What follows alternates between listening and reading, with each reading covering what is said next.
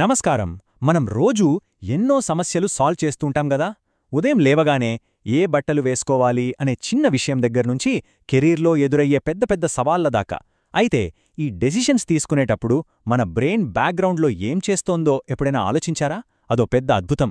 రండి, ఈరోజు మనమొక యూనివర్సిటీ కోర్స్ ఆధారంగా మన ఆలోచనల వెనుకున్న సైన్స్ను కొంచెం లోతుగా చూద్దాం. మన బ్రెయిన్లోని ఆ సీక్రెట్స్ని ఛేదించే ఒక జర్నీ స్టార్ట్ చేద్దాం.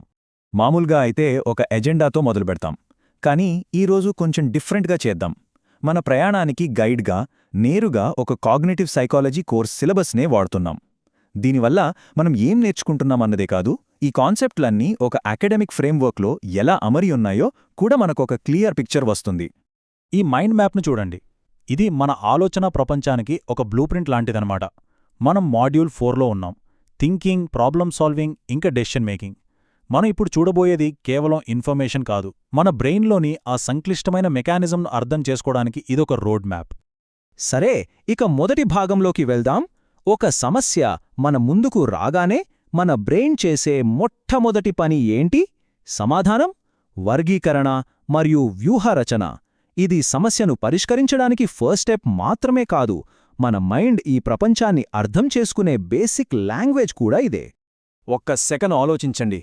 మనం ఒక సూపర్ మార్కెట్కి వెళ్ళినప్పుడు అక్కడ వేల వస్తువులుంటాయి, కానీ పండ్లు ఎక్కడున్నాయో, సబ్బులు ఎక్కడున్నాయో వెంటనే తెలిసిపోతుంది. ఎలా? ఎందుకంటే మన బ్రెయిన్ నాన్ స్టాప్గా కేటగరైజేషన్ అనే పని చేస్తూనే ఉంటుంది. ఇదొక ఇన్బిల్ట్ ఫైలింగ్ సిస్టమ్ లాంటిది. ఇది లేకపోతే ప్రతి అనుభవం కొత్తగా, కన్ఫ్యూజింగ్గా ఉంటుంది. ప్రపంచాన్ని అర్థం చేసుకోవడం అస్సలు కుదరదు. సరే, మన బ్రెయిన్ సమాచారాన్ని ఫైల్ చేసేసింది. ఇప్పుడు ప్రాబ్లంని సాల్వ్ చేయడానికి మన దగ్గర రెండు మెయిన్ టూల్స్ ఉన్నాయన్నమాట. ఒకటి ఆల్గోరిథం. ఇది ఎలా ఉంటుందంటే, ఒక రెసిపీ బుక్ చూసి అందులో ఉన్నట్టు అక్షరం పొల్లుపోకుండా వంట చేయడం లాంటిది. రిజల్ట్ గ్యారంటీ, కానీ కొంచెం టైం పడుతుంది. ఇక రెండోది హ్యూరిస్టిక్స్. ఇవి మన మెంటల్ షార్ట్కట్స్. అంటే ఇంట్లో ఉన్న వాటితో అప్పటికప్పుడు మనసుకు తోచినట్టు వంట చేయడం లాంటిది. ఫాస్ట్గా అయిపోతుంది, కానీ కొన్నిసార్లు వంట బెడిసి కొట్టొచ్చు. మన లైఫ్లో మనం ఈ రెండింటి మధ్య స్విచ్ అవుతూనే ఉంటాం కదా. అయితే మన ఆలోచన ఎప్పుడూ అంత స్ట్రెయిట్గా, లాజికల్గా ఉండదు. మన బ్రెయిన్లో కొన్ని బగ్స్ ఉంటాయి. అవి మనల్ని తప్పుదారి పట్టిస్తుంటాయి. ఇప్పుడు మనం మన ఆలోచనల్లో ఉండే ఆ కామన్ బయాసెస్ గురించి, వాటిని దాటడానికి ఉపయోగపడే కొన్ని స్మార్ట్ హ్యాక్స్ గురించి తెలుసుకుందాం. మన పాత నాలెడ్జ్ అనేది రెండు వైపులా పదునున్న కత్తిలాంటిది. ఒకవైపు పాజిటివ్ ట్రాన్స్ఫర్, అంటే పాత జ్ఞానం కొత్త విషయాలు నేర్చుకోవడానికి హెల్ప్ చేస్తుంది, ఈజీగా మెట్లెక్కేసినట్టు. కానీ మరోవైపు నెగటివ్ ట్రాన్స్ఫర్, అంటే పాత జ్ఞానమే మనకు అడ్డుగోడలా మారి కొత్త సొల్యూషన్స్ని చూడకుండా బ్లాక్ చేస్తుంది, మనల్ని పాత పద్ధతుల్లోనే బంధించేస్తుందన్నమాట. ఇది $1,000,000 క్వశ్చన్ కదా. ఈ మెంటల్ ట్రాప్స్ని గుర్తించడం ఫస్ట్ స్టెప్. ఓకే, గుర్తించాం, కానీ వాటినుంచి బయటపడటమేలా? లకీగా సైకాలజిస్టులు మన బ్రెయిన్ను ఇలాంటి అడ్డంకుల నుంచి బయటపడేయడానికి కొన్ని స్పెసిఫిక్ స్ట్రాటజీలను కనుక్కున్నారు. అవేంటో ఇప్పుడు చూసేద్దాం.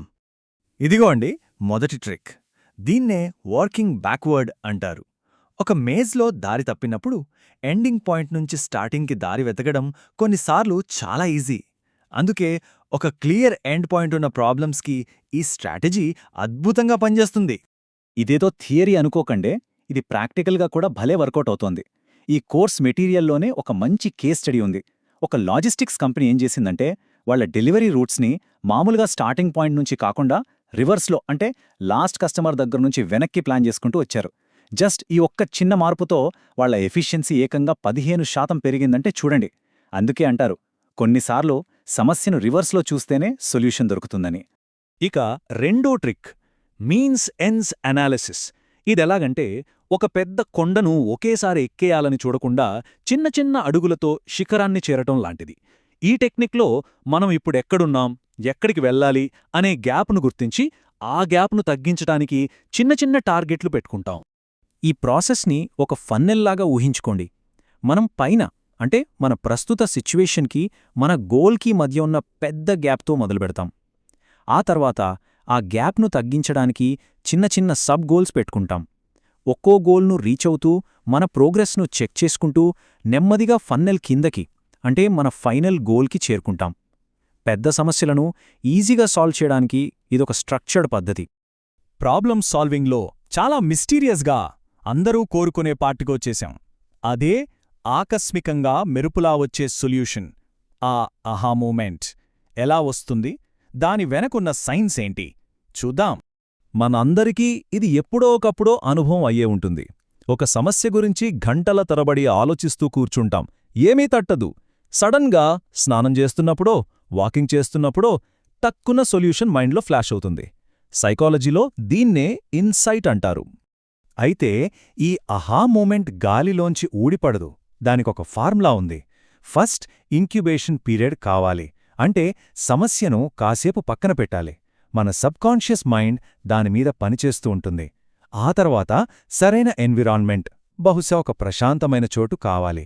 ఫైనల్గా మోస్ట్ ఇంపార్టెంట్, ఆ టాపిక్పై మనకు ఆల్రెడీ ఉన్న నాలెడ్జ్. ఈ మూడూ కలిసినప్పుడే ఆ బ్రేక్ థ్రూకి దారిపడుతుంది. ఇంట్రెస్టింగ్ ఫ్యాక్ట్ ఏంటంటే, మనం ఇప్పుడు వాడుతున్న అహా మూమెంట్ అనే మాటను మొదటిసారిగా కాయిన్ చేసింది కార్ల్ బ్యూలర్ అనే ఒక జర్మన్ సైకాలజిస్ట్. ఒక సొల్యూషన్ సడన్గా మైండ్లో వెలిగినప్పుడు కలిగే ఆ సంతోషాన్ని, ఆ క్లారిటీని వర్ణించడానికి ఇంతకంటే పర్ఫెక్ట్ పదం ఉంటుందా చెప్పండి? నిజానికి ఇన్సైట్ అనేది ఒక పెద్ద క్రియేటివ్ ప్రాసెస్లో ఒక స్టెప్ మాత్రమే. క్రియేటివ్ ప్రాబ్లమ్ సాల్వింగ్ని మనం ఒక సిస్టమాటిక్ జర్నీలా చూడొచ్చు. ఇది సమస్యను గుర్తించడంతో మొదలై ఇన్ఫర్మేషన్ గ్యాదరింగ్, ఐడియాలు జనరేట్ చేయడం, వాటిని టెస్ట్ చేయడం, ఇంప్లిమెంట్ చేయడం, చివరికి రివ్యూ చేయడం వరకు వెళ్తుంది. ఆ అహా మూమెంట్ అనేది పోతూగా ఐడియాలు జనరేట్ చేసే స్టేజ్లో ఒక మెరుపులా వస్తుంది. మన ప్రయాణం చివరికి వచ్చేసింది.